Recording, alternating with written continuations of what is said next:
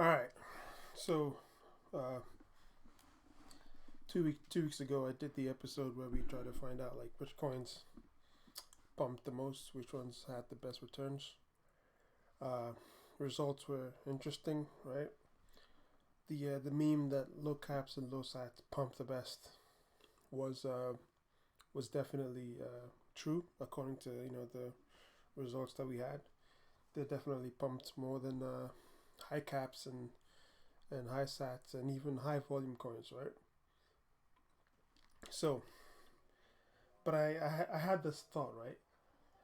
I mean, if low sats on average pumped 40% and low caps on average pumped 40%, what if you mix the two together, right?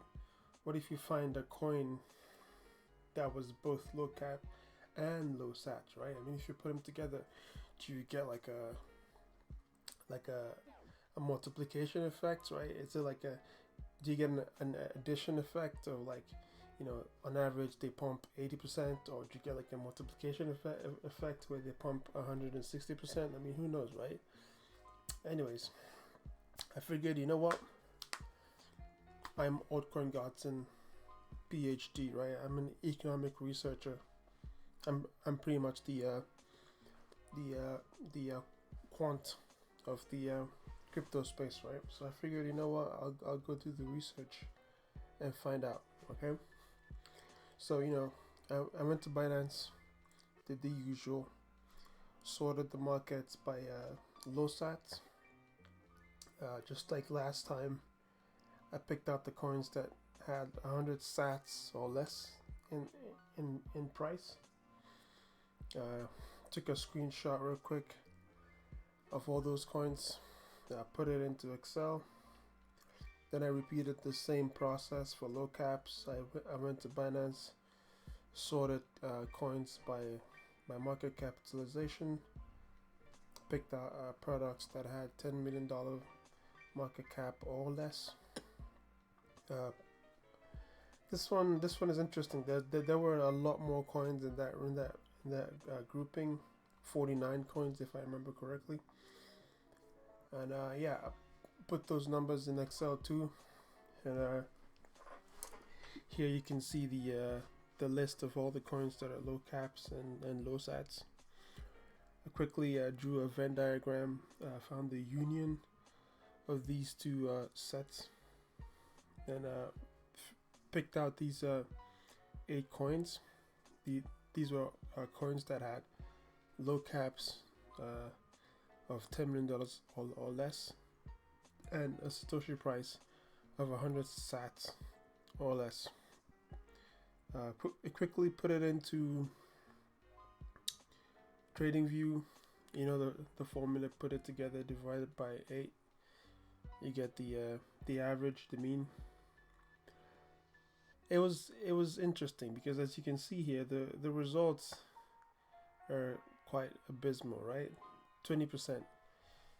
These group of coins performed less than the low caps that we looked at, right? They performed less than the low caps and the low sats. Okay, so I figured maybe it's a bug or something. Maybe the highest five, you know, coins having like a Satoshi price of like 80 sats and 90 sats. It's kind of defeat. It defeats the point of low sats. Anyway, so I picked up the 5 lowest sat coins and did the same thing, right? Found the average, plotted it, and as you can see, the results are quite similar, around that 20% ish. It was kind of sad because it wasn't what I was expecting. I thought, I had found the holy grail of best pumpable coins, but then I figured, you know what, low sats pump because noobs get into the market and think, hey, this thing has a low Satoshi price. It's gonna pump because it's XRP is only 2 cents when Bitcoin is 10 grand.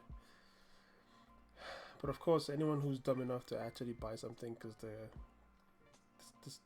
Satoshi value is low isn't gonna be smart enough to know that market caps are important You know, they're not gonna buy it.